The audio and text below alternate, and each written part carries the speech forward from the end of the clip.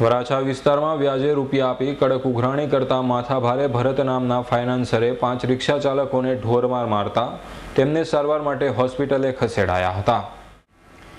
પૂણા ગામ ખાતે રહેતો શિવશંકર શર્મા રિક્ષા ચલાવી પરિવારનું ગુજરાન ચલાવે છે અને શિવશંકર શર્માએ વરાછા ખાતે રહેતા ભરત નામના ફાઇનાન્સર પાસેથી 50,000 રૂપિયા વ્યાજે લીધા હતા અને તે રકમનો 10% એટલે કે 5,000 રૂપિયા દર મહિને રિક્ષા ચાલક શિવશંકર શર્મા વ્યાજ ચૂકવતો હતો।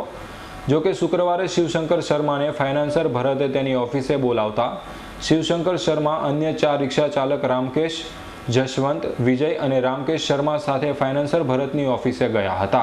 ત્યાં ભરતે રૂપિયાની માંગણી કરી હતી ત્યારે રિક્ષા ચાલક શિવશંકરે 12 તારીખે રૂપિયા આપી દેવાનું જણાવતા ભરતે લાકડાના ફટકા વડે પાંચેયને ઢોરમાર માર્યો હતો।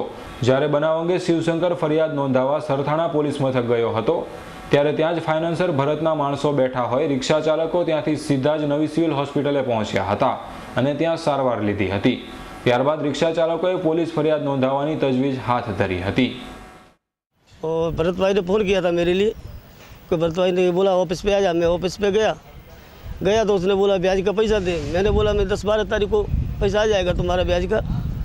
उनने बोला कि गाली दिया, माँ बहन का गाली दिया और फटका से मारना चालू कर दिया। भरत भाई ऑफिस कौन सी जगह है? योगी चौक। कितना पैसा आपने लिया? 50,000 रुपया। कितना देना बाकी है? वो सब ब्याज में ही जाता है। 5,000 रुपये महीने देता हूँ, ब्याज में जाता है। 10% का ब्याज लेता है, खुद की है। कितने लोगों को मारा है? 5 जन है। पुलिस फरियाद हो गई? पुलिस फरियाद करने गए थे तो पुलिस फरियाद लिया नहीं, बोला उधर सल्थाना जाओ।